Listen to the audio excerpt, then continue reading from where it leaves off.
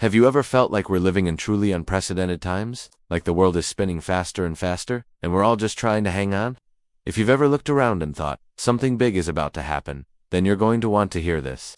Today, we are rediving deep into the life and prophecies of a humble, polished nun from the 20th century whose visions are sending shockwaves through our modern world, especially as we look towards the year 2025. Her name was Saint Faustina Kowalska, and what she saw might just hold the key to understanding our present and our future. So, who was this remarkable woman? Born as Helena Kowalska in a small village in Poland in 1905, she was the third of 10 children in a poor but devout family. From a very young age, she felt a calling to a religious life, a deep, unshakable pull towards something greater than herself. But her journey was far from easy. Her parents, struggling to make ends meet, needed her help, so she worked as a housekeeper to support her family. It wasn't until she was 20 years old that she was finally able to enter the convent of the Sisters of Our Lady of Mercy in Warsaw, taking the name Sister Maria Faustina. On the surface, her life in the convent was simple and unassuming. She worked in the kitchen, the garden, and as a porter. To the outside world, she was just another quiet, hard-working nun. But within the walls of her soul, an extraordinary spiritual drama was unfolding. Starting in 1931, Faustina began to experience profound visions and conversations with Jesus. These weren't just fleeting images or vague feelings. They were deeply personal encounters that she was instructed to record in a diary. This diary, which she titled Divine Mercy in My Soul, would become one of the most influential Catholic spiritual books of the 20th century. It's over 600 pages long and details her incredible spiritual journey and the messages she received. The central theme of these messages was divine mercy. Jesus, she wrote, revealed to her the unfathomable depth of his mercy and love for all humanity, especially for the greatest sinners. He asked her to become the apostle of divine mercy and to spread this message to the entire world. He even gave her specific instructions, like commissioning an image of himself with the inscription Jesus, I trust in you, establishing the Feast of Divine Mercy on the first Sunday after Easter, and promoting the Chaplet of Divine Mercy. These devotions have since spread like wildfire across the globe, bringing comfort and hope to millions. But here's where it gets really interesting, and why we're talking about her today, specifically in the context of 2025. Woven into these messages of mercy were also serious warnings and prophecies about the future. Faustina wrote about a time of great trial and purification that the world would have to endure, a time of darkness before a new dawn. She spoke of a spark that would come from Poland to prepare the world for Jesus' final coming.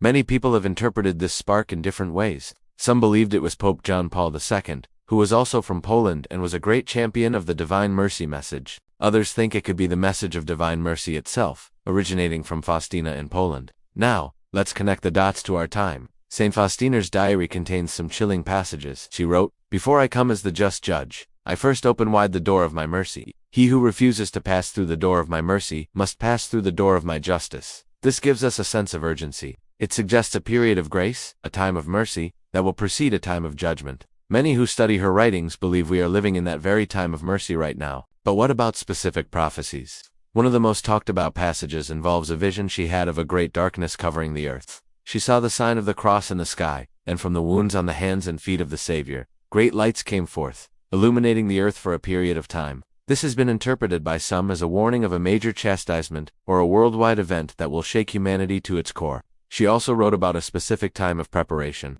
Humanity will not have peace. She recorded Jesus telling her, "Until it turns with trust to my mercy." Think about the state of our world today. The constant conflicts, the political division, the social unrest. It feels like we are desperately searching for peace, but it remains just out of reach. Faustina's message suggests that true peace can only be found through a return to faith and a reliance on divine grace. So why the focus on 2025? Well, 2025 has been declared a Jubilee year by the Catholic Church, a holy year with the theme Pilgrims of Hope. Jubilee years are traditionally times of great grace, forgiveness, and spiritual renewal. Given that Faustina's entire message is about mercy and preparing for what's to come, a global year of hope and pilgrimage seems incredibly significant. It feels like a pivotal moment, a chance for humanity to collectively turn towards the very source of mercy she spoke of. Could this be the culmination of the preparation she described? Let's be clear, Saint Faustina never gave a specific date for these events. She didn't say in 2025 this will happen. That's not how prophecy usually works. Instead, she provided a spiritual roadmap, a series of signs and conditions. It's up to us to read the signs of the times. And when we look around, we see a world grappling with issues she seemed to foresee: a loss of faith, widespread conflict, and a deep spiritual hunger. The prophecies also speak of a great battle between good and evil. Faustina was shown the immense struggle for every single soul. She wrote about the forces of darkness working tirelessly to lead people astray, and the even greater power of God's mercy available to anyone who asks for it. This spiritual warfare isn't some fantasy tale. It's a reality she experienced firsthand and warned us about. In our age of distraction, materialism, and a growing rejection of traditional faith, her words feel more relevant than ever. Think about the spark from Poland. Pope John Paul II, who was instrumental in spreading Faustina's message, passed away in 2005. He canonized her as the first saint of the new millennium in the year 2000. He himself seemed to be a fulfillment of part of the prophecy. But what if the spark isn't a single person, but a movement? A global awakening to the message of divine mercy that is meant to reach its peak in our time. The Jubilee year of 2025 could be a major catalyst for this awakening. It's a call for millions of people to embark on a spiritual journey, to seek forgiveness, and to become beacons of hope in a world that desperately needs it. So, what are we supposed to do with all this information? It's not about fear or predicting the end of the world. In fact, that's the opposite of Faustina's message. Her entire purpose was to remind us of God's infinite love and mercy. The prophecies are not meant to scare us, but to prepare us. They are a wake-up call, a loving invitation to get our spiritual houses in order. The message is profoundly simple. Trust. The words Jesus, I trust in you, inscribed on the Divine Mercy image, are the core of the devotion. It's a call to let go of our fear and anxiety and to place our trust in a power greater than ourselves. It's about recognizing our own weaknesses and our need for help, and then turning with confidence to the source of all strength and forgiveness. In a world that tells us to trust in ourselves, in technology, in power, or in wealth, this message is radically countercultural. It's a call to humility and to a deep, personal relationship with God. And according to Saint Faustina, this trust is the vessel that draws down an ocean of graces.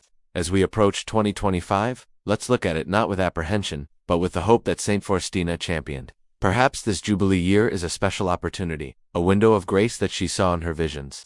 It's a chance for us to respond to the call, to embrace the message of mercy in our own lives, and to become that spark of hope for those around us. Whether you are a person of deep faith, or someone just spiritually curious, the story of Saint Faustina offers a powerful lens through which to view our turbulent times. Her life reminds us that even the simplest, most humble person can be a channel for extraordinary grace and a catalyst for worldwide change. Her prophecies challenge us to look beyond the chaos of the daily news and to see the deeper spiritual battle unfolding. And most importantly, her message of divine mercy offers a timeless and unwavering source of hope, assuring us that no matter how dark things seem, love and mercy will have the final word. So, as we move forward, let's keep her words in mind. Let's strive to be people of trust, people of mercy, and people of hope. Let's see the coming years, not as a time of dread, but as a time of profound opportunity for spiritual renewal. The story is still being written, and we all have a part to play. Thanks for joining me on this deep dive today. If this story resonated with you, let me know your thoughts in the comments below. And don't forget to like and subscribe for more content that explores the intersection of faith, history, and our modern world. See you next time.